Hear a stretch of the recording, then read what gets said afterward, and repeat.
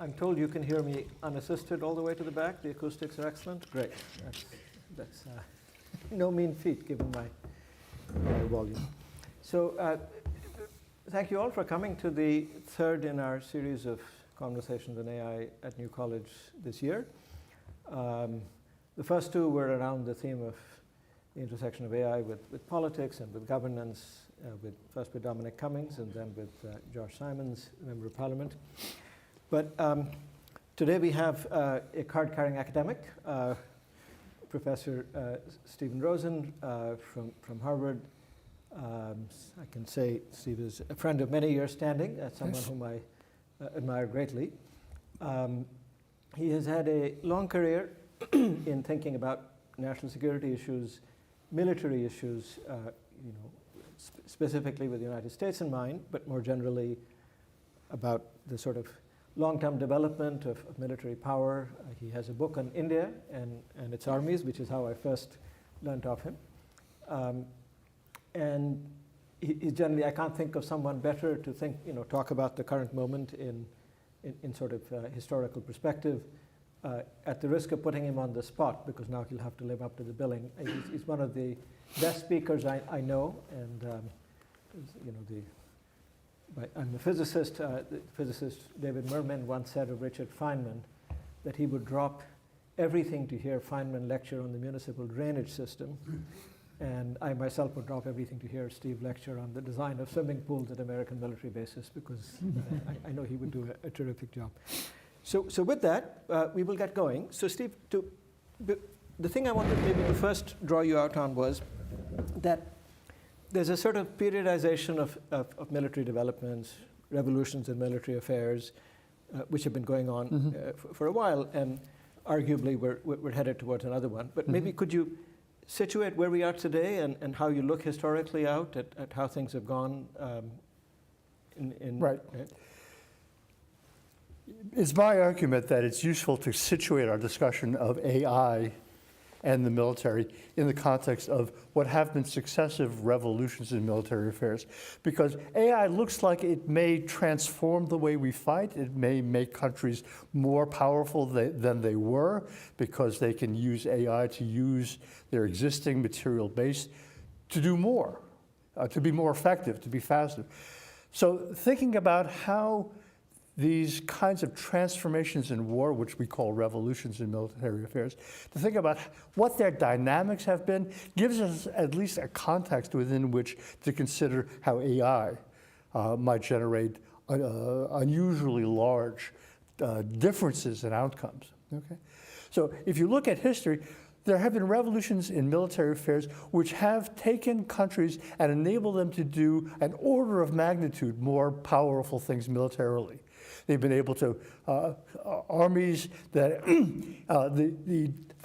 the Protestant Dutch in the 16th century were able to defeat the Spanish Habsburg Empire, even though the Spanish Habsburg Empire had armies 10 times, literally 10 times as big, because the Dutch developed what we now understand as modern battlefield operational tactics, which allowed people to operate in unison, cooperatively, which made them more powerful than soldiers operating all by themselves. In the 19th century, the advent of railroads and rifles gave Prussia the ability to overwhelmingly defeat Austria in 1866 in the Battle of Sadowa, because the Austrians had not adopted these kinds of methods. And so even though Austria had more people and more economic resources, the Prussians were able to defeat them.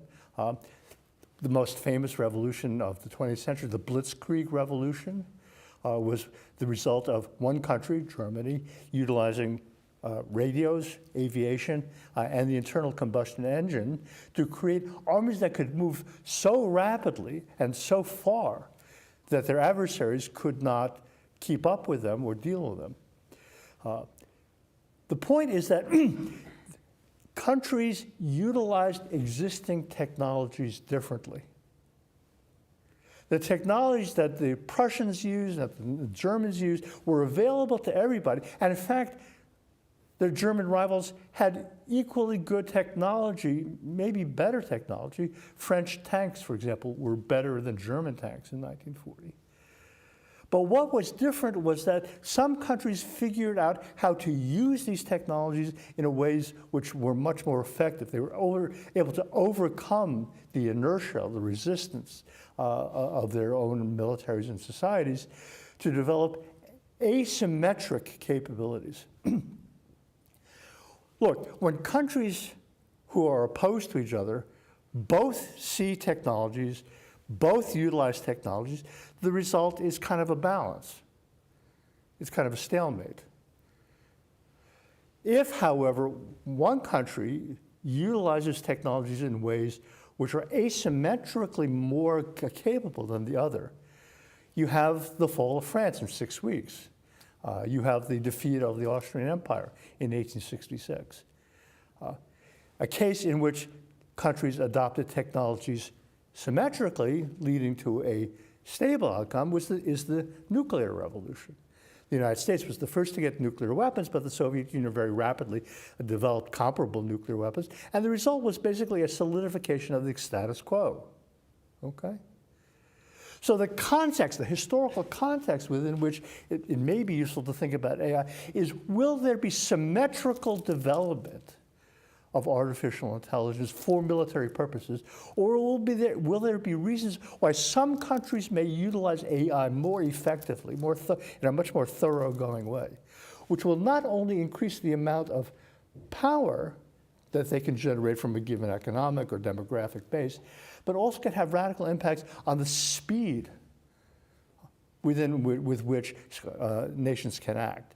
The French lost the Battle of France not because they were overwhelmed by numbers. The French lost the Battle of France because they were overwhelmed by the pace of the battle, such that the Germans advanced more quickly than the French general staff was able to develop responses. And one of the things that obviously catches our attention about AI is the speed with which it can process huge amounts of data and come up with insights. Things that you can act on, things which your forces can then utilize and exploit. So the point towards which I've been trying to drive my thinking is, will there be asymmetries in the ways in which the United States, the West, develop and utilize AI for military purposes relative to the potential adversaries, most notably China. So our task, my task, is to say, can we look at what countries are actually doing with AI now to gain insights into whether or not they will develop these asymmetrical capabilities as we go forward? So let me just quickly divert you briefly, and Sure. then we'll come back to that thread. So just thinking about the sequence of revolutions in military affairs, so you mentioned the first one, which was about battlefield tactics, Yes. essentially, and how that worked. Then came the use of railroads and rifles. Then with, I guess, Blitzkrieg. Blitzkrieg. Then there was the RMA of the 70s and 80s that you yourself were involved in thinking about in the US. Talk a bit about that, and what do you think is is there something new in has been going on in Ukraine and recent developments, or are we? Is it just a sort of a continuation of?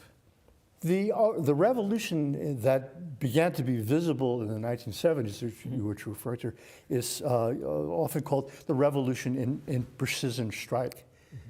The idea that if you can detect and locate something on the battlefield, you can hit that target with something close to zero miss distances, your accuracy. So what you can see, you can hit, and what you can hit, you can kill. And initially, that was deployed asymmetrically. The United States was the first to develop it and deploy it in the war against Iraq in 1991. And I remember, I'm old enough, the battlefields of rapid, easy American military triumph over the Iraqis, destroying tanks, destroying fixed emplacements, because there was no comparable capability on the part of the adversary. The United States was able to build, deploy, and utilize these precision strike capabilities in ways that were not matched.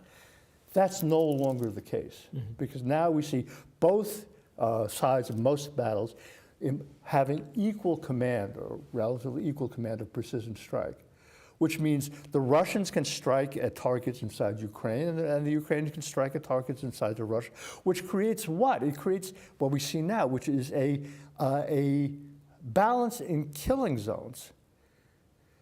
The Russians find it difficult to execute rapid offensive operations against the Ukrainians, but so do the Ukrainians have difficulties operating against the Russians. So that's one aspect of it. Now, the interesting question, which we'll come back to, is can you use AI to create another revolution, which destabilizes the battlefield, which gives an asymmetric advantage to one side or another? Because right now what we see is the 1970s revolution creating a stalemate. And you can say that stalemate's good, you can say that stalemate's bad, it's stable, or it creates just a lot of unnecessary killing, but that's the situation. Right. Okay. So one more piece of maybe clearing the brush before we proceed. So if one looks at the size of armies and the mass employed, so again, you start off with relatively small groups of soldiers, and then you get to these mass armies of World War II, and for everything that's going on, still the actual armies engaged in Russia and Ukraine are quite small by the standards and so on. Right. And is this a social development? Is this also partly driven by technology? This sort of curve of a kind of a peak in mass? I think the way I would explain it is the size of the armies is a function of the degree of asymmetry which is allowed to exist. If I am able to develop my capability in a way that my adversary does not match, I can win with a relatively small force. Again, the idea of a revolution in military affairs is I can generate 10 times as much military power with the same number of people. So I don't need as many people. You and I both are students of Indian military history. Tiny, relatively speaking, tiny European armies are able to destroy very large Indian armies because these European armies bring in disciplined operational tactics on the battlefield, which enables them to defeat untrained mass peasant armies, which are primarily what the Indians had. But very rapidly, India began to develop comparable armies, which then makes it a contest of mass. If I can't win because my forces are 10 times more effective than my adversary is as effective than I am, then I'm back to the old game. I win because I'm larger. Right. And that's what we're seeing to some extent in Ukraine now, which is both sides are generating larger mobilizations of force by different means. The Russians are using private armies, North Koreans, whatever they can get their hands on. The Ukrainians are trying to extend the range of the conscription. So you draft younger and younger people, for example. I guess one could also say that the total firepower delivered is also a mass. Yeah. So the number of drones or the size of bombs, those are, which are certainly places where one has seen progress, not kind of a negative progress in the course of the conflict. One of the things that we have seen in Ukraine, this is kind of transitioning to the next phase of the discussion, is the displacement of small numbers of very expensive but very capable systems by large numbers of not that capable, but capable enough cheap systems. Because if I can see you, if I can destroy you, if I can see you, then it makes sense for me to have a lot of things, which means instead of building a few really effective but very expensive systems, it makes sense for me to transition to building lots of cheap things. Because anything that I can see, I can destroy, so I better build a lot of things. Right. So that means I can't build a lot of expensive things. And that's, again, kind of the trajectory of the war in Ukraine. The United States supplied these lovely but very expensive HIMARS systems and very accurate systems, but the Russians responded by targeting those systems. So now where are we? We're at a stage where the Ukrainians and the Russians are utilizing cheap, commercially available hobby drones, which they're putting hand grenades and other kinds of munitions. Why? Because you can make, and the Ukrainians are doing, you can make 1 million of them. Very good. Great. So coming to where you left off at the start. So as of today, what do you see going on in terms of the employment of AI systems by the major militaries of the world, certainly the United States. Right. Well, what I see, let me start with what we see in Ukraine, because that's an actual war. We don't have to speculate about what would happen. We can see what does happen, which is this competition in capabilities, which I think will make AI more and more necessary. Look, we all know the story in Ukraine. The Ukrainians used these drones to fly out. They could see columns of Russian tanks. They could drop hand grenades down the hatches of tanks and blow them up and so forth and so on. In other words, and this rather small Ukrainian force was able to blunt, stop, halt this massive Russian invasion. But what did the Russians do? The Russians began to interfere with the operation of these drones in a number of different ways. These drones were, we all know, remotely operated, which means radio signals had to be sent from those drones back to the commander, and the commander then had to, well, those radio signals can be jammed, and they are being jammed. Camouflage can be used to make it harder for a drone with a camera to accurately understand where adversary forces are and what they are, okay? So what does that do? It increases the cognitive load on the operators. I now simply can't fly out and look for a tank, see a tank, and blow it up. I have to fly out, deal with the fact that my enemy is trying to jam my radio signals, deal with the fact that my adversary is putting camouflage netting over his tanks, making, in other words, the information problem has gotten harder. I have to understand how the adversary is jamming me. What does that mean? On what frequencies am I operating? On what frequencies is he operating? Okay. How can I use more forms of information to find what he's trying to hide? Because some things that you hide using camouflage look not like camouflage if you look at them with infrared frequency cameras. What does that mean?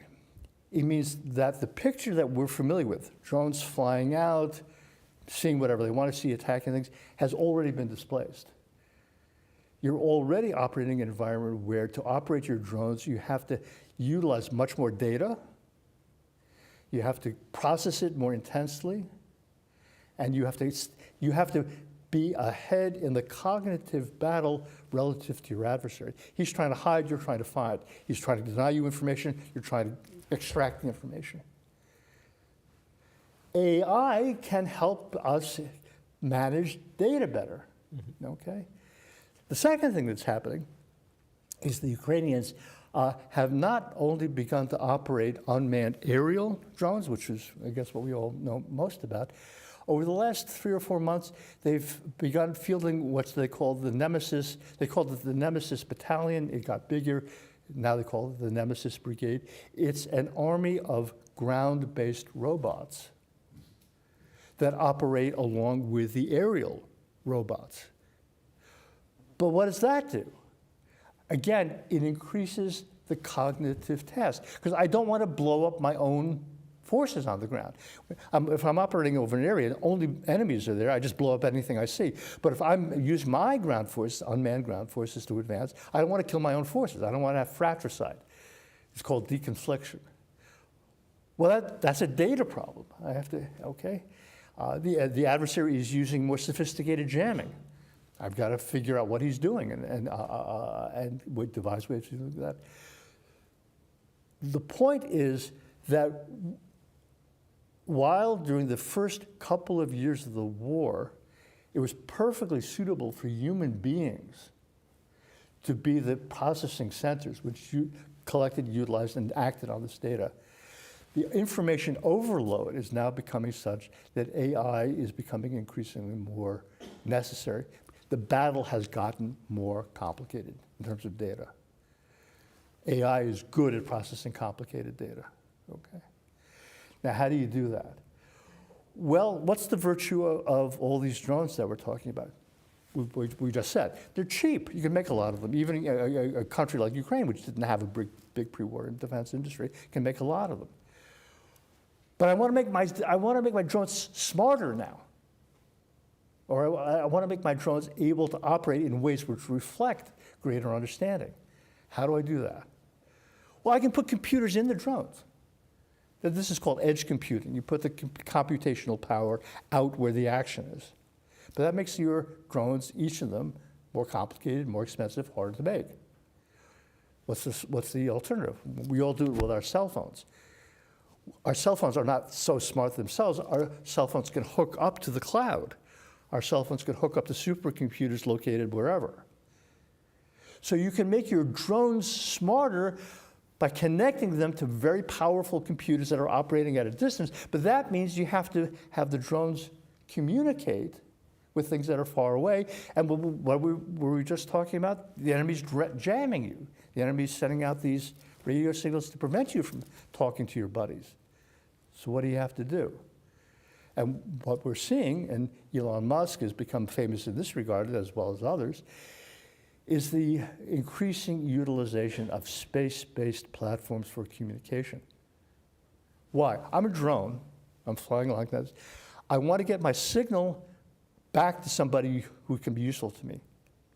If I send my signal back, then a jammer that comes between me and my home base can jam me. Jammers tend to operate by like shining a light in your face. If I'm looking in a direction, I'll shine the light in your face. But things up in space can talk down, and it's hard to get things in between the things that are up in space and the things that are flying around. Okay? So it's called direct line of sight. I can have a straight line of sight from my drone or my unmanned vehicle on the ground up to space, and it's harder, not impossible, it's harder for the adversary to get in between. So space is becoming much more powerful, which is why Elon Musk, as the owner of Starlink, has become such a powerful individual. He says, truly, the Ukrainians can't operate without Starlink. Okay, yeah. If I don't let the Russians use Starlink, they can't operate without it either. Okay, play it out. What does that mean? It means that countries will have incentives to deny their adversaries the ability to utilize space. So we have these alarming reports from the American Department of Defense that the Russians may have put a nuclear weapon in orbit, which, if it blows up, will effectively blind and paralyze everything within a line of sight of it, which would blind the Russians too. But because the United States needs and uses satellites more than the Russians do, might create a situation in which the Russians are better off.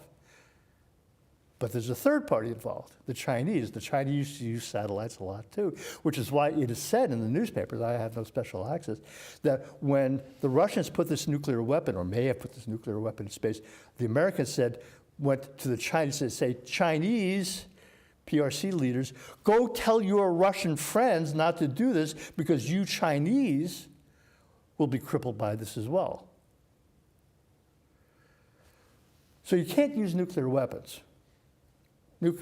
So Russia has nuclear weapons. It's not hard to put them up in space. So that was an easy initial move. The right way to do it is to get up into space, maneuver close to something, a satellite that you want to shut down, and do something to that satellite. Paint it with paint, shoot bullets at it, whatever, okay? So, and that's happening. People are doing that now. Okay, what's the next step? It means you have to have satellites that can run away.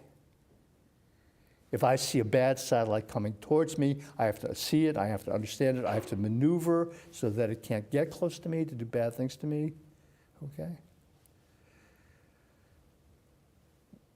What's the problem with maneuvering those satellites using commands from the ground? If I'm telling my satellite, hey, I'm on the ground, I see something bad coming towards you, move away, what happens when my satellite moves towards a location where I can no longer see it? It goes to the other side of the Earth, right? I'm operating from the United States, and this satellite is over the South Pacific someplace. The solution to that is to give the satellites the ability to make decisions on their own to protect themselves. AI does that too. What I think is the next step in the evolution is the empowerment of satellites to operate autonomously using AI algorithms, which is interesting, but also kind of alarming, because you're now getting to the point where you have uncontrolled robot interactions, hostile satellites, friendly satellites, jousting with each other in space using their own algorithms, not a person. Well, what if they make mistakes or they do stupid things? It's kind of, we don't know exactly what this world will look like, but that's what our people are trying to think about. So that's one thing, the utilization of AI for space warfare. Mm-hmm. The other thing which is happening, and this is kind of, we see signs that countries are trying to do this rather than they're actually able to do this, is battlefields are complicated places. Lots of people, thousands of soldiers doing all kinds of complicated things. Using those battle assets in the most effective way means understanding the battlefield. We say that great military commanders like Napoleon have the ability to understand, look out at a complex battlefield and see what really matters, see what the axes of advance that might really inflict a defeat on the adversary. But what is that? I can see a complex situation and extract a meaningful pattern from it. Well, that's what AI does. Mm-hmm. And what people are now talking about doing is not using AI for tactics. Tactics are how I use an individual weapon against an individual target.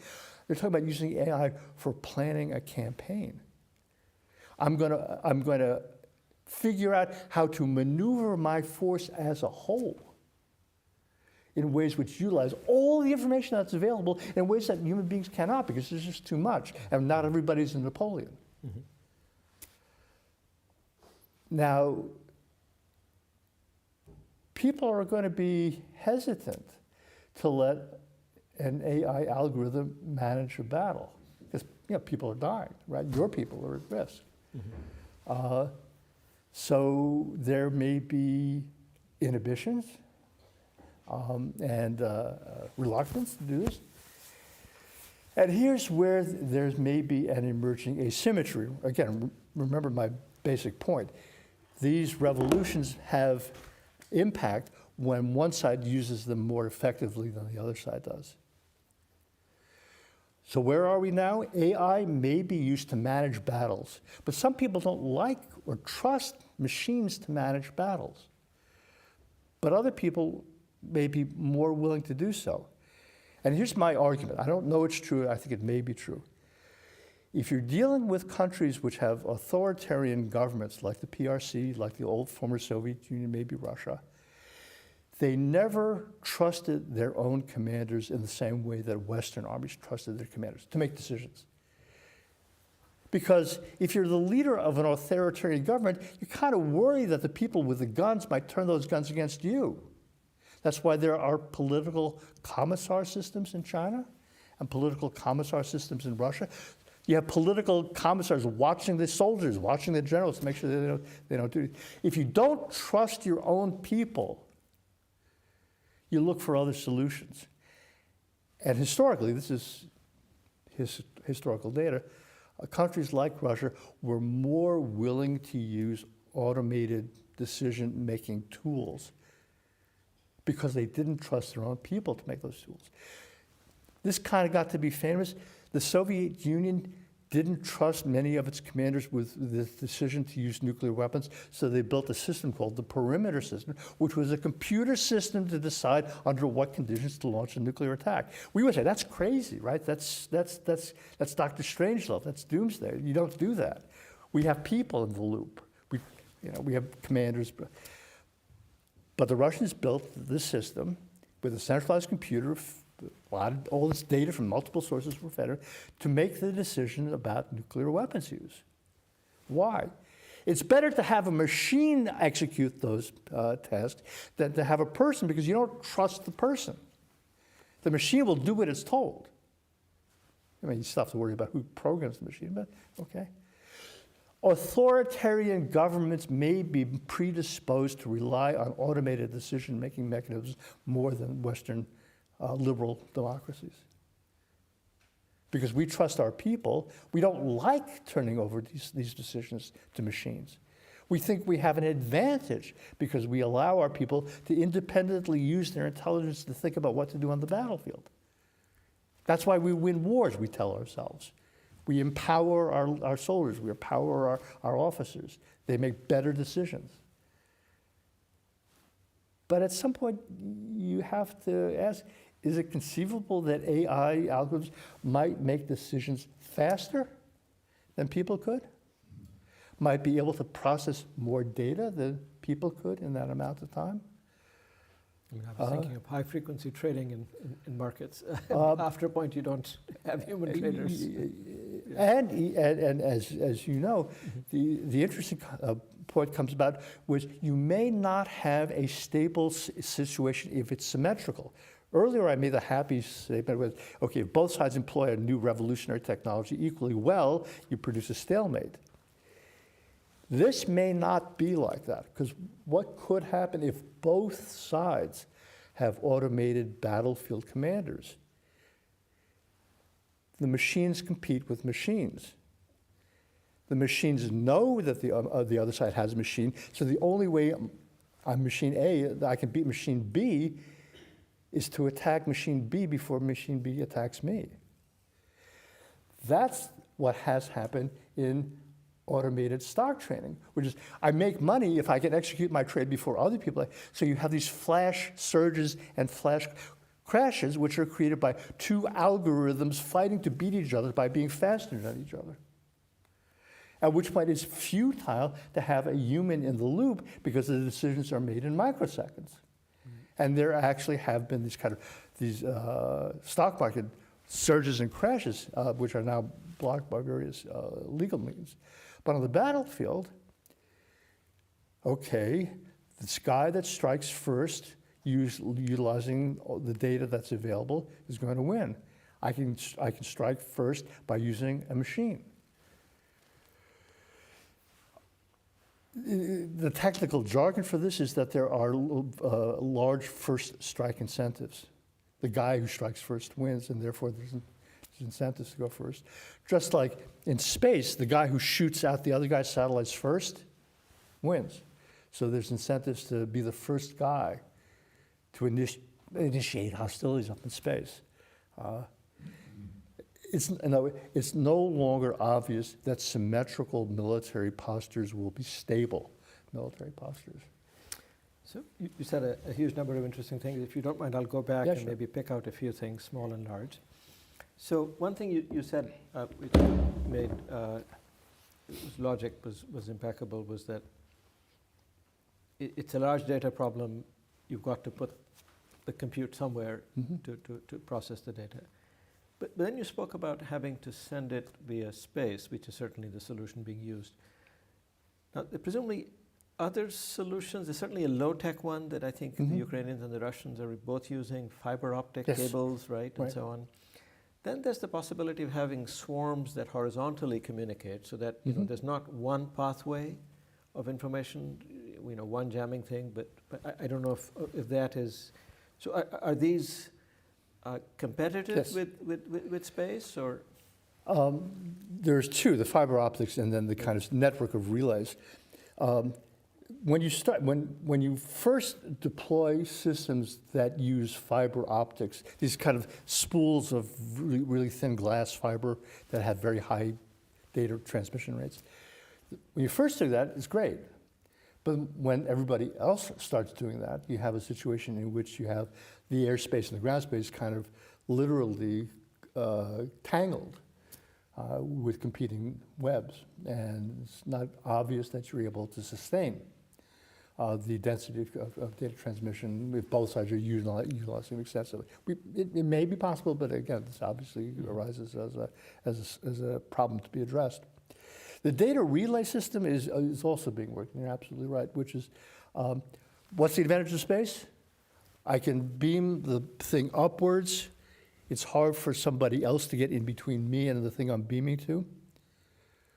Well, I can put an aerial drone up at 30,000 feet or 40,000 feet and use that as a relay station, and that's being done, okay? It's cheaper, it's easier, but the obvious disadvantages, if a plane is flying, or if a drone is flying around at 40,000 feet and it's sending out lots of radio frequency data, because that's how it sends out the data, it's kind of a target. It becomes a primary target. So what do? Well, I'll put up a lot of them. I'll make each of them cheap and I'll flood the zone. And maybe that will be a useful complement to the space ship. So I think what is happening, and probably will continue to happen, is you'll have a mixture of these alternatives working to complicate the problem that the adversary faces. I can't win the war by winning the war in space. I have to win the war in space, and I have to win the war against these relay stations that are flying around. Right. A second question I had for you was, so, wars are a tremendous and unfortunate spur to innovation in military matters. In World War II, it's absolutely amazing how much happened between the start and the end, right? So during, this Ukraine-Russia conflict, would you say with drones and so on, one sees a similar sort of dynamic of faster? Yes. Right? Some of the clearest examples have to do with this jamming, anti-jamming thing. Again, remember, the first drones were commanded by people sitting behind consoles and sending out radio signals. And these drones were navigating by using GPS, global positioning satellite systems, I know where I am, I know where the adversary is, so I can kind of maneuver to bring myself to the adversary's position. Both of those can be jammed. GPS is easy to jam because it's a very weak signal. So what did the Ukrainians do? They began developing ways of making their drones independent of the kinds of signals that could be jammed. How do you do that? If my GPS signal is jammed, so I don't know where I am, so I can't navigate to where I want to be, how else can I find my way? And they utilized a pretty obvious but very elegant solution. I'm going to have a chip in my drone which has a memory of all the ground over which I need to fly to get to where I need to be. And I'm going to have a simple AI algorithm. I'm flying over a piece of ground. Do I recognize the piece of ground I'm flying over? And once I recognize the piece of ground I'm flying over, I know where I am. So you have another way of navigating, which is kind of the way you and I would navigate if we were flying an airplane. We just kind of look down and say, oh yeah, I recognize that. I know where I am, okay? So there is that. There is also the business of, okay, what if I can't command my drone to fly into the target? You build the drone that has a simple vision pattern recognition thing, which is, I see my target, I recognize my target, now I'm jammed, but I remember that target, and I use my camera, and I guide myself in to the thing I saw on my own. So you have simple autonomy emerging very quickly. And those are the most obvious cases of battlefield developments and innovations.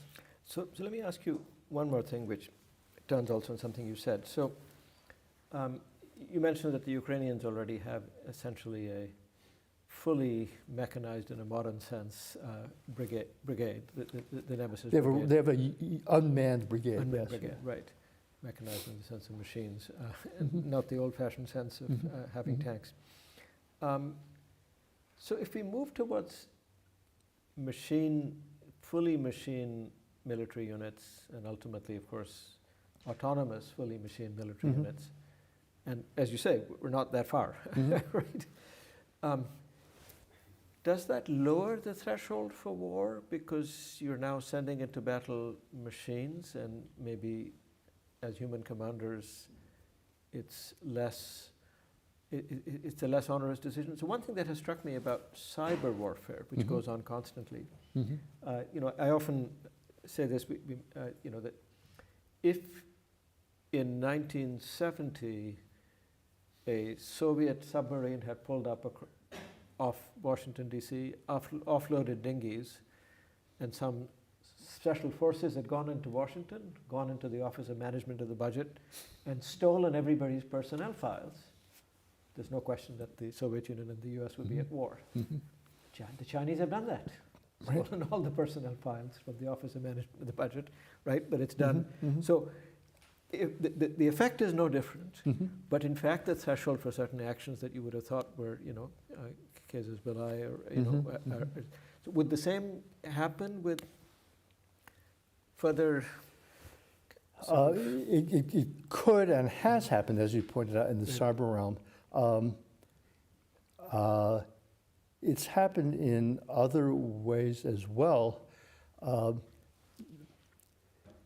The Chinese have begun to take action to put at risk American military personnel that operate critical military facilities.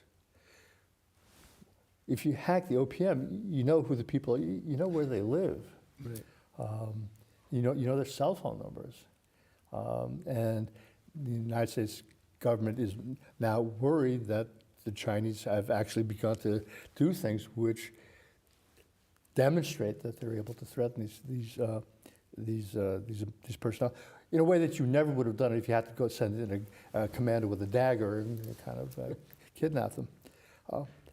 So there's the observable increase in willingness to do things that previously would have been thought of as unacceptably provocative. But again, that's halting the interaction at one level. What happens if there begins to be reciprocal activity, which is Chinese, you do this to us, we're going to do it to you. China may be more neuralgic. I mean, they're a closed authoritarian society. We have all kinds of crazy stuff going on in the United States all the time. It just kind of happens.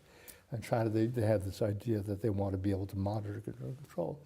So what hasn't happened is the execution of retaliation, which presumably would reduce the willingness to engage in the initial round of activities, because you would think they're okay.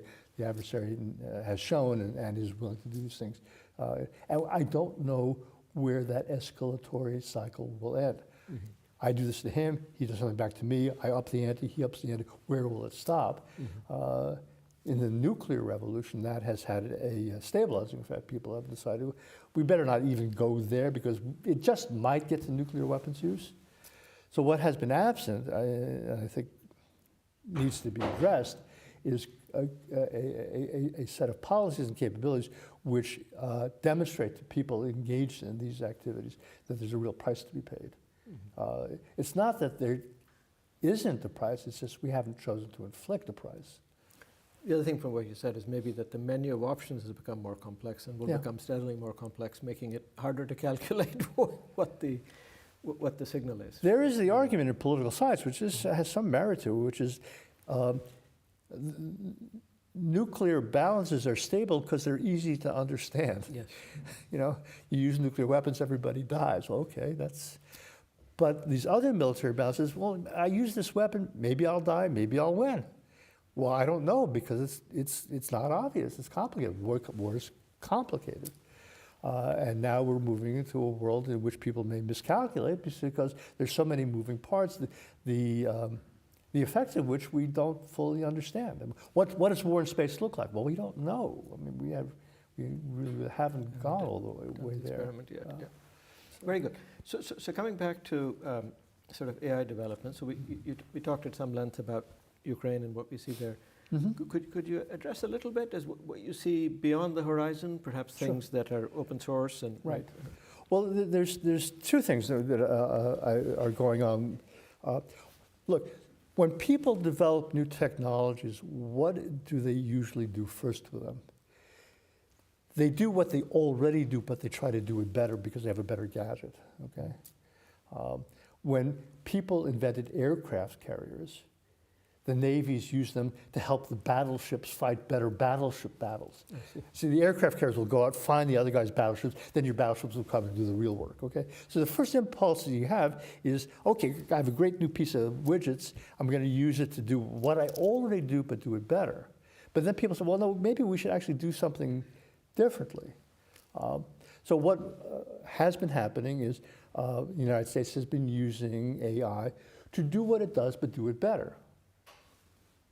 Better understand the adversary's target structure, identify the things that and then we go out and bomb them with manned pilots, right? Well, the next step would be, no, maybe we should be doing different jobs, not the old job, but just better. And part of that, as I said, may be this business of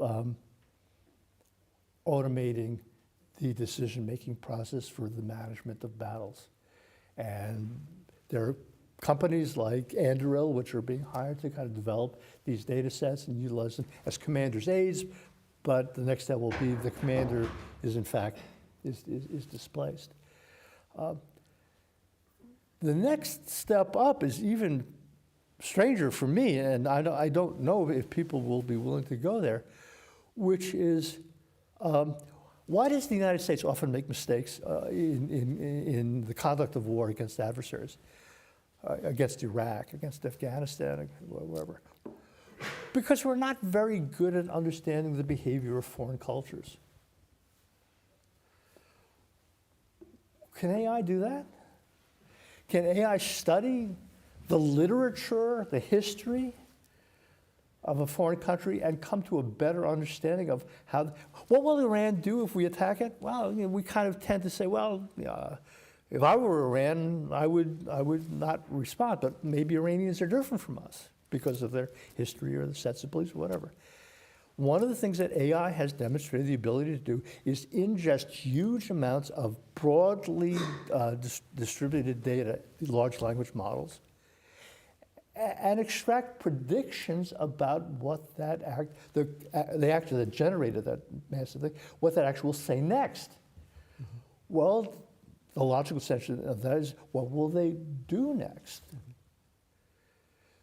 So AI may not be useful only for tactics, how can I best assign a weapon to a target? It may not be useful for operations, how do I put together a combination?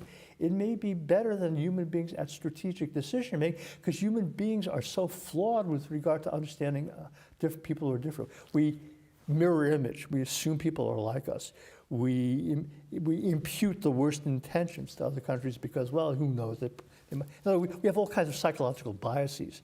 Machines have lots of problems, but they don't have psychological biases. Back when AI was first getting ginned up, I had a student, an undergraduate, who was a computer scientist guy, and he said, no, Professor Rosen, we should be substituting machines for human beings on the battlefield in commanding position wherever we can. I said, well, I said, machines make mistakes. He said, Professor Rosen, people make mistakes. People make mistakes more in war than machines do because people get afraid. Mm-hmm. People get angry. People get bloodlust. People are overcome by their emotions. Machines won't be overcome by their emotions. I'm not sure this is right. I kind of suspect it's not. But there are now companies working with contracts for the Department of Defense to utilize massive amounts of data about foreign actors to come up with insights into how those actors will behave in war. So one maybe comment to make on that, so the way large language models have evolved, I mean, what's interesting is that their base is a huge amount of human text, mm-hmm. right? And so if you look at some of these discussions of AI safety and mm-hmm. alignment and so on, some amount of it sounds like a psychologist talking to their patient, right? Which a human psychologist mm-hmm. talking to a human patient, because it's all through the medium of human language and text, trying to figure mm-hmm. out if the machine is lying and so mm-hmm. on and so forth. So this particular development it's not completely clear how many of our own biases are being hard-coded into them by means of the sort of pre-training. Now, Jeff Hinton, right, obviously one of the fathers of this, so he recently, there's a talk which I was listening to, and it's a guess on his part, but he said, that at some stage we'll have drones of different size, and the way we will end up effectively training the little drone is to be afraid of the big drone. It will literally feel fear because that's how it will know how to respond. Now, I don't know. I don't know if that's certainly how we have evolved, is to feel fear, which then causes us to behave in a certain efficient way. But anyway, I offer it for what it's worth from one of the... Fear is a programmed reaction. Fear is the result of pain that we have experienced associated with a certain set of circumstances. So when we see those same or similar circumstances, we recall the pain. Right. And we want to avoid the pain, and the avoiding of the pain is the fear. Right. You can easily think of machine equivalents of that. It's not that complicated. The difference is, and the reason why machines may be more appropriately afraid, is that we are afraid of the things that have caused us pain. Our enemies are afraid of the things that have caused them pain. My favorite example is countries like Iran are afraid of foreign countries manipulating their internal politics. Why? Because foreign countries have manipulated their internal politics. Right. And that hasn't happened as much in the United States. Right. So what large language models can do is to ingest the discourse of the target countries to see what they talk about when they're afraid. It's tricky. Do I talk about the things that I'm really afraid of, or do I talk about anything else except whatever? So the machines have to be smart enough to say, what are the things that the discourse has gaps in? What are they not talking about? Well, they may not be talking about something because it's not important, or they may not be talking about something because don't ever talk about, he whose name must not be spoken, Baltimore. So it's going to require what we used to call art, which is insight into the behavior. And then we have to take into account the fact that the adversaries will see what's going on. If I can see what's going on, they can see what's going on. And they may begin to inject false discourse. Into it's just like poker players know how to behave in ways which mislead adversaries into thinking that I can understand your tells, but I'm really generating false tells to lead you into a trap. This is a world in which warfare is much more the realm of deception and psychological manipulation than it is about the application of force, which is basically not alien to the Western tradition on warfare, but quite different from the dominant tendencies in it. Right. So let me maybe bring up one last thing, and then we can open it up to the audience. So thinking at some level quite a bit far ahead from our conversation, although maybe not in real time. So recent, a lot of, Henry Kissinger was thinking about these things before he passed, but a lot of recent thinking on what it might mean for there to be a superintelligence or an AGI or something, is coming out of people more with the sort of Silicon Valley background. Of course, Eric Schmidt was already engaged with Kissinger before he died. So just in the last couple weeks, there was a paper, Dan Hendricks, who's I think Elon Musk's AI advisor, Eric Schmidt, and Alexander Wang, I think is the third one. So their premise is something like this. They say, well, there are AI doomers who say we're toast, no matter what happens, the machines will... we're getting fairly close to the point that the machines will recursively be able to improve themselves, either because they can do it directly or just because AI research can be done by machines, and therefore humans, let's say the major labs or so on, will have an incentive to do this, and you will get this extreme acceleration. Not crazy, I mean, the general statement is that writing code by the end of this year, Dario Amodei, whom I often quote, head of Anthropic, says you should expect that almost all coding is done, by machines by the end of this year. So that process, right, once that's true, then writing fresh code is much faster. Then there are sort of AI optimists who think it's just another technology, there's nothing to discuss, let's keep going. Vice President Vance came quite close to sounding like that when he went to the Paris summit, although he didn't quite exactly say that. So they want to position themselves in the middle, and their sort of starting statement is, well, that thinking from the lens of interstate competition is maybe the right way to think, that a super intelligent machine which can solve problems of science and technology that we humans collectively currently cannot, will be an enormous source of national power, whether for military purposes or economic purposes. And because it will be so for military purposes, it will be very dangerous for adversaries to permit a single country to achieve that 10x or 100x. And so you'll be, like with nuclear weapons, where often preemptive strikes have been discussed, and maybe that countries will consider preemptive strikes on the infrastructure of other countries. Actually, this also did come up in the discussion with Dominic. So what they propose instead is they say, well, that's going to be the dynamic, and we have to try and cope with it the way we coped during the early nuclear era or so on, which is instead of mutually assured destruction, I think they call it mutually assured AI malfunction, so not MAD, but MAME, which is, and so on. And that somehow then they discuss various ways in which you could stabilize such a regime analogous to inspections and so on and so forth. So this is slightly different. It's not AI embedded in military systems and evolving in a certain way, but with AI systems themselves as sort of assets which have to be defended or attacked and so on and so forth. So anyway, I just wondered if you could respond a little bit. You've thought a lot about nuclear matters and how deterrence has worked or not worked and so on. So what would be your thoughts on this? There are critical vulnerabilities associated with increasingly capable AI systems and people who are dependent on AI systems. But I don't think that's a unique problem. We're already dependent on things up in space for communications, for navigation, for a bunch of things. There's 2 places in the United States from which we can launch things into space. One of them happens to be like 5 miles from the Mexican border. Elon Musk's space town. Yep.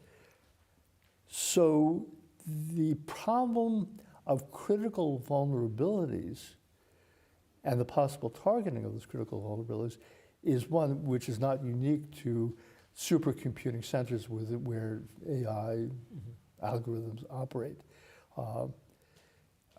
We live in a society which is so complex and dependent on interconnections that we don't yet know really what happens to the society as a whole if certain things start to go down. So I think we have to think about critical infrastructure protection, broadly speaking. AI will be part of that. That's different from the problem of what happens when the machines get smart enough so we don't know what they're doing and we can't live without them. Again, maybe I'm too much on the Pollyannish side, but I think we already live in a world in which we're dependent on machines that we don't properly understand. I mean, I don't understand how this works. I know it works. I know that I can't live without it. But do I understand the quantum mechanics physics that governs the behavior? No. So a long time ago, we moved into a world in which there was a small number of people who understood the esoterica of modern civilization. And we just depend on them getting it right and hoping that it doesn't break down in ways that can't be fixed. And I think AI kind of will be in that category. It'll be part of the environment that we're critically dependent on, which we don't understand, but I don't see how that automatically leads then to us being subservient to it. This gets to the ultimate philosophical question, which is, at what point does AI have agency? And we don't know. We don't know what it means for people to have agency. We don't know what the root of consciousness is in human beings. We don't know what generates it or takes it away. much less do we understand what it would look like if it happened in a machine. Mm-hmm. So there I would just have to say, that is beyond my ability even to speculate. It could happen, I guess. Why should silicon-based systems not be able to do what DNA-based systems can do? But what would have to happen to make that transition? I don't know. We don't understand consciousness. We don't understand human consciousness. Therefore, we can't begin to understand when machine consciousness will emerge. I don't think. Right. No, I think that's fair. I think what, to the extent to which I understand what these people are thinking about, they're imagining a path which does two things at the same time, which is there is broad human control, and yet the machines are superhuman. Mm-hmm. So they don't have agency in the full sense, but on the other hand, there's some exponential trajectory in which today's machine programs tomorrow's machine. So some notion that if you have one and I have one, somehow we want them both to be 2.0 and not right, because it's a kind of exponential scale. Anyway, I think it's a little far out, but nevertheless, I think we're in a world in which people developing technology, certainly as of now, as of this time of the year, seem pretty convinced that these exponential jumps in capability are coming very, very soon, and so they find themselves sort of thinking about it. Yeah. And, well, look, the increases in capability have come about far more rapidly than I would have predicted. Exactly, or people in the field. Yeah, Absolutely. so. Great. So I think we've done what we should have, which is use about an hour to talk to ourselves. So at this point, I'd like to open it to the audience. There's a microphone at the back, and questions for Professor Rosen would be entirely welcome.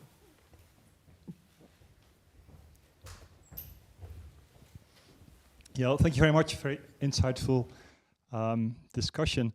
So I had this idea triggered by your mentioning that AI tends to understand culture better than we do. So can we build on that and train AI to make peace, to somehow do better than we humans, to avoid conflict, to somehow understand that it's better for everybody to steer away from conflict? Can we use AI for that? I'm personally working with people who are good at developing AI engines to see whether or not we can build something which ingests large amounts of culturally relevant data to come up with predictions about how other countries, well, first of all, an understanding of how other countries look at the world and then how they may respond to events in the world. We haven't done it yet. That's the first step. The second step is, as you know, is AI is a tool. You can use the kind of AI capability that I've been discussing to devise strategies for fighting and defeating adversaries more effectively. You could use that tool, perhaps, to think about ways of avoiding conflict with those other societies. That's not going to be driven by AI. It's going to be driven by what we want. Just like technology in general doesn't create war or peace, technology in general creates conditions where we can better pursue whatever it is that the Nazis were masters of technology. They used it for evil. We use some of the same technology, we think, for good. So my goal is to see whether AI can be used simply to better understand the ways in which other societies, cognitive actors, look at the world and understand the world. And then the next step, and then how do they respond? I'm certainly not convinced that this will automatically lead to better understanding, mutual understanding, and to peace. And it might, I hope, at least help us avoid conflicts that we don't want to have. Some conflicts we want to have. Some people, we decide we're opposed, we want to win, we want them to lose. But sometimes we get involved in fights, so how do we get in this fight? We just we didn't want to, it just kind of wound up that way. We should be able to better avoid the fights that we don't want to fight.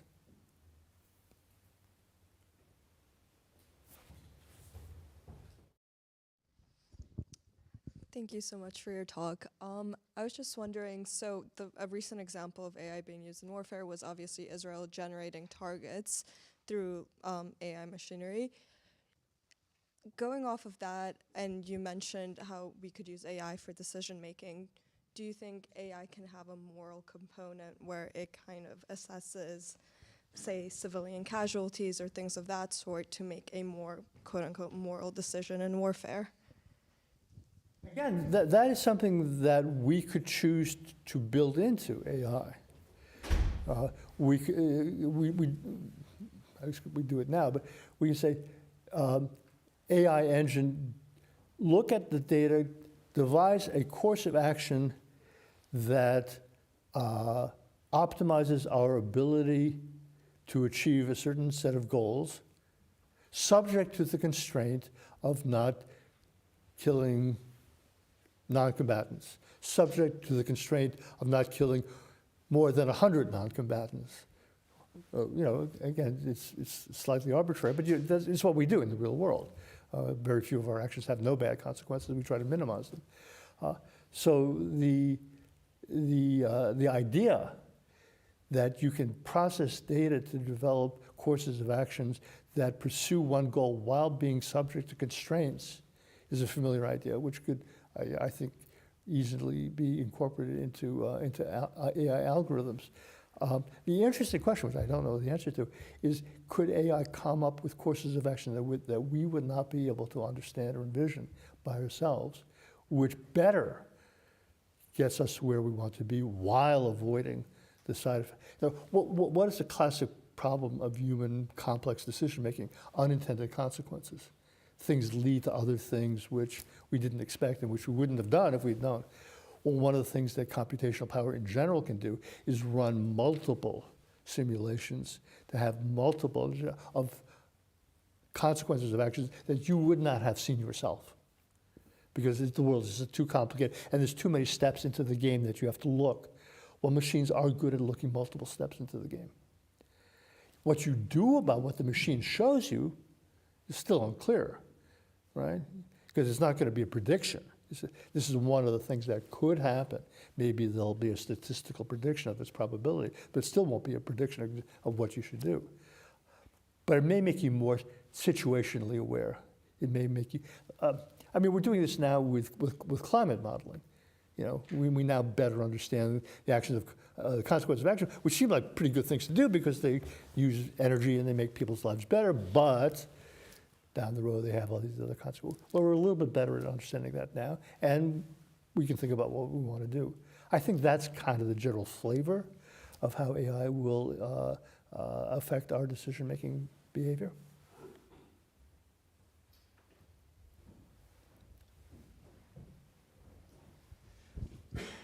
Thank you very much.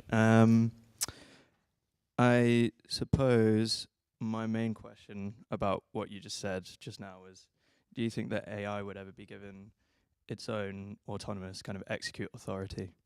Or do you think that humans will always be behind the operating screen? AI, or more properly speaking, automated decision-making processes now are given autonomy. In those contexts where it's simply impossible for human beings to respond rapidly enough. If you're managing a system to shoot down ballistic missiles, which we have, the missiles are moving, the attacking missiles are moving so quickly, the need to respond in time is such that they are effectively automated and have been for some time. And what we do is we say, okay, shooting down a missile that's coming at me is a pretty clear-cut set of actions, the moral consequences of which I'm okay with. So I'm okay with the machine making that decision. And I have to let the machine do it if I want.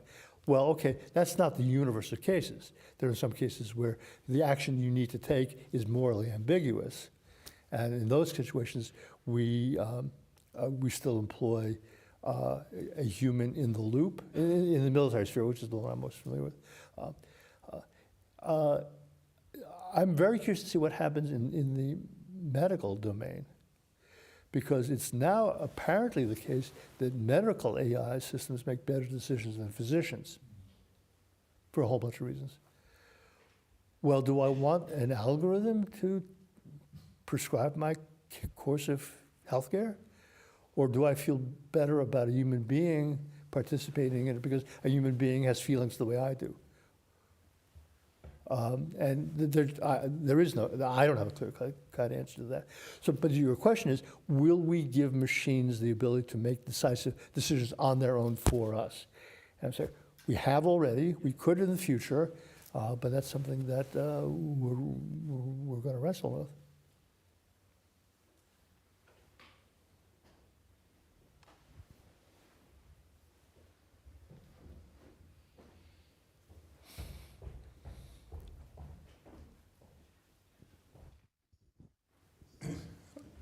Is this working? Yeah.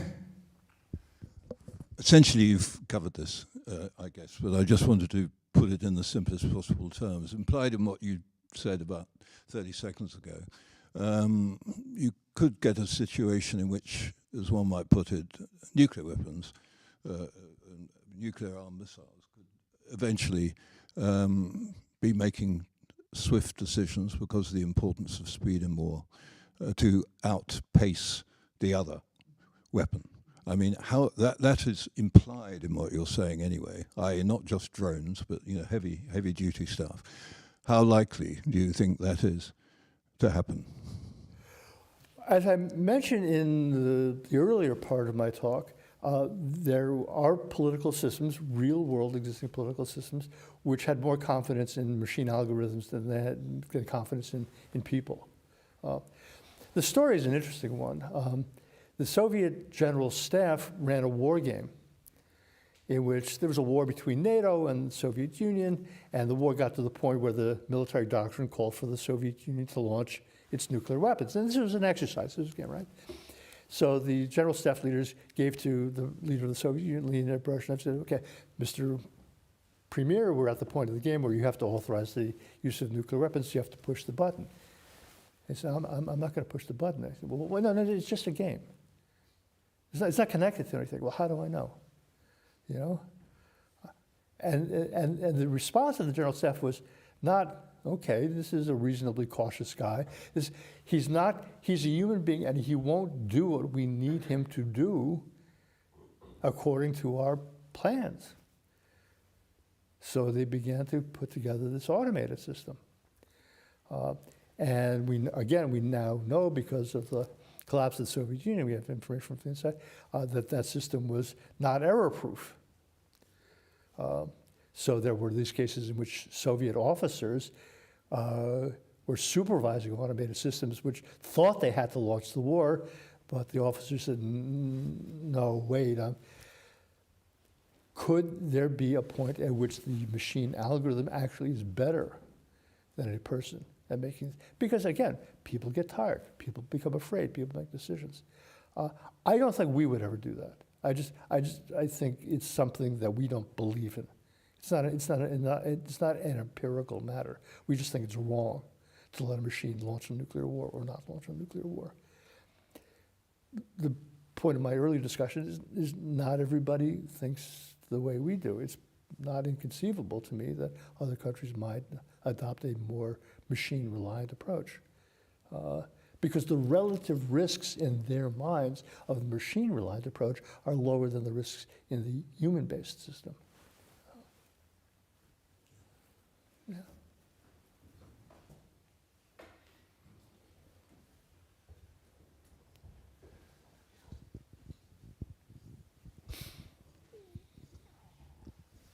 Professor, in your talk, you've mentioned a lot of different uses of AI, from campaign planning to employment of individual weapon systems, and then in also multiple domains, space, air, sea, land.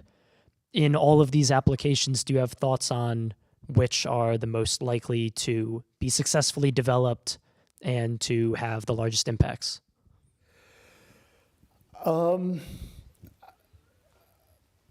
I kind of hinted at what I think.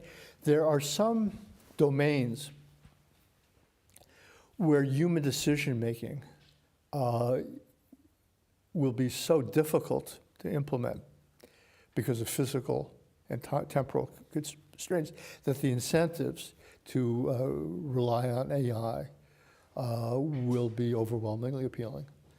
And I mentioned in particular space because it's the possibility that the communications between a human being on the ground and the systems up in space are so great because of the nature of orbital mechanics that you have to give the satellites the ability to make decisions on their own.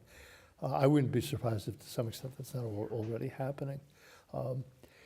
And the downside of allowing these satellites to make decisions on their own is not world-threatening. You know, I'm going to give you, the satellite, the ability to maneuver and change positions and do things. Okay, because, okay, you may survive, you won't start a war. You can easily imagine contingencies in which there could be cascading effects, right?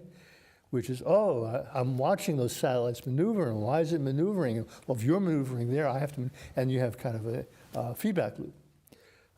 And again, I think this is the kind of thing we ought to be analyzing and simulating and seeking to better understand before we make decisions. So I think space is going to be one. Missile defense is another. Automated defense against drones is, I think, already pretty well along the way. Because, again, shooting down a drone is not a world-threatening event. Letting the drone get through is bad. And then there are a range of things which I didn't mention, but which are kind of mundane, which where we've gone pretty far down the road towards automatic decisions. I have a fleet at sea. I have to supply that fleet at sea with fuel and food and water. What's the best way for me to plan my logistics system? That's a problem in machine optimization, which you'll learn. I mean, FedEx does that. Airlines do that to plan airline routes. Production decisions. One of the interesting questions is people who believe in capitalism and the free market like me say the market is better at allocating resources than a central command system because a central command system cannot possibly be aware of all the relevant data and the interactive effects of a decision. Well, that's a conditional statement. I mean, there are people who build mathematical models of economies, and in theory, if you had all the data and understood all the interactions, you might make economic planning decisions which were optimal and better than the ones that people would make, the market would make. The Chinese have moved somewhat down the road. One of the Chinese best rocket scientists also utilized his skill in computer sciences to develop a system for the computational management of human activity in factories. And that kind of worked out. So he was the guy who then goes and builds the Chinese human social capital system. You know, those human capital scores, because they have a predisposition to utilize objective, measurable data to control the behavior of societies, whereas we have a predisposition not to allow that to happen. So where you begin your understanding of the place of human beings in society has an effect on how you utilize existing or emerging technological capabilities to manage. So your question, where is AI going to be used first? It depends on what those societies think about as appropriate in terms of central versus individual agency. May I follow up? I can just speak it. It's okay. Yeah. It's for the live stream. Okay. Much appreciated. I thought this is a great answer. In the capabilities that you listed, most of them were defensive in orientation rather than offensive. Is that reflecting kind of your preferences for what would get developed or your actual beliefs about what world leaders and military leaders will do? My beliefs. And you're asking where would it happen first, and I was just saying, well, if I were doing it, this is where I would do it first. But Shivaji's point earlier that other people have looked at the same set of problems and say, no, we ought to automate the offensive component of it, because if we don't attack first, all kinds of bad things will happen. And I'm not convinced of that. Thank you. Sure. Yeah. Thank you very much. Thank you very much indeed for your talk.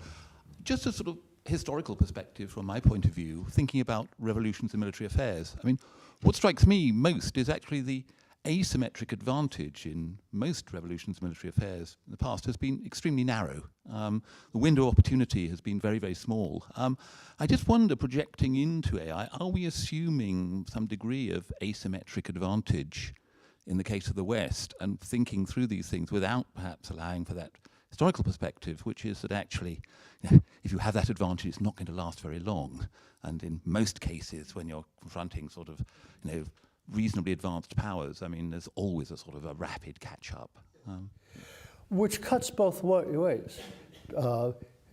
If you believe that there's rapid catch-up, you might say, maybe I'm best off not exploiting my temporary advantage. But Shivaji and I are both students of Indian history. The British came to South Asia in the 18th century.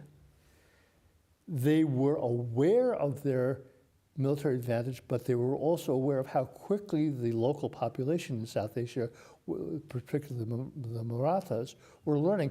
And so Richard Wellesley, who's the brother of Arthur Wellesley, writes these memos back to London. He said, we have to prosecute the wars of conquest in India as rapidly as possible because we have a limited window of time before the Indians become as good as we are, and there's more of them than there are of us, so there's no way we can prevail once that balance is equalized. And I'm not saying it worked for forever, but it did create the British Empire in India, which you can say is good or bad, but it did exploit effectively a transient advantage. The Nazis tried to exploit a transient advantage in West Europe. They overplayed their hand and made a lot of other mistakes. But, the world could have been quite different. So just because something is transient doesn't mean you should or should not utilize it, at least in my view. No, I suppose the question really is there a sort of follow-up implication for that in terms of exploitation of AI advantage? I mean, that's rather obviously projecting rather into the future, but are we assuming that kind of short-term advantage that ought to be exploited? Well, look, it's a question of what is the alternative.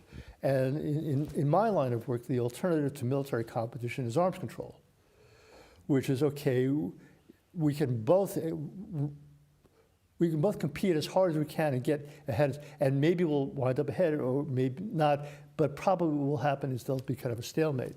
And we'll have spent a lot of money and maybe increase the risk of war. So the alternative is arms control, which is we can both agree not to engage in this race. And the classic problem of arms control is cheating, which is arms control can be used as a tool of deception. Again, we now know the Soviet Union agreed to arms control measures, which they then utilized to create what they thought would be an asymmetric advantage for them.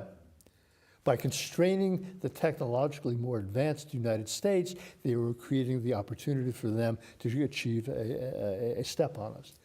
So arms control may be advisable, but there is this problem of monitoring and treaty enforcement and cheating.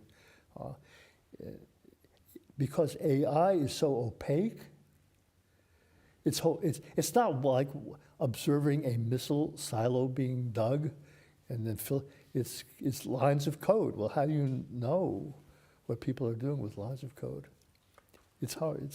This essay I referred to by Hendricks and Schmidt. So, if you dig into it, you will find detailed proposals for hardware chips, with geographical tracking, this kind of tracking. So there's certainly a lot of people thinking about how to do it and whether it's possible to have an extremely intrusive regime in which, let's say, the United States and China are fully able, without knowing exactly what the other side has, nevertheless.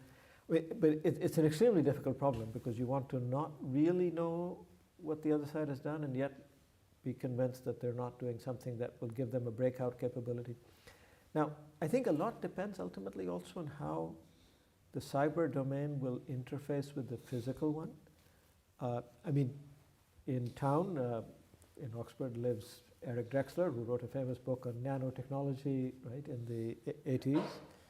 And part of that was the notion that the day would come where, much like little machines inside our own body, that we'd be able to design nano machines to do things. So if you're thinking in some extreme way, the notion that if you had a super intelligent AI, that you would be able to design things of that kind. Right? So you're increasingly, science fiction scenarios are not so science fiction anymore. They seem not that far. So a lot of these, it's a complicated thing. I have two metaphors from the world of finance, actually. I don't know if they're useful. One is high frequency trading. It's not worked out too badly apart from putting humans out of work, which is the bid-ask spread has narrowed. And so financial markets are more efficient, the price mechanism. So you were saying about planning and working out the consequences of what happens. So it could be that there's a revolution which involves a precision in thinking in which you're less likely to do something stupid when you don't want to do something stupid. Right? That would be one. But then there's the firm of Renaissance Technologies, founded by the great mathematician Jim Simons, which, as best anybody knows, has just cleaned the market, which is to say that they're always ahead of their competitors in terms of what they use their algorithmic advantages to, and they've been, returning. So that's kind of a case where one entity has really, fortunately doesn't, and Jim Simons left a lot of his money to the Simons Foundation, so it's just coming back to people like me through grants, which I naturally approve of. But these are two different ways in which the last round of computer gains it. Maybe one last question from the back, and then we'll.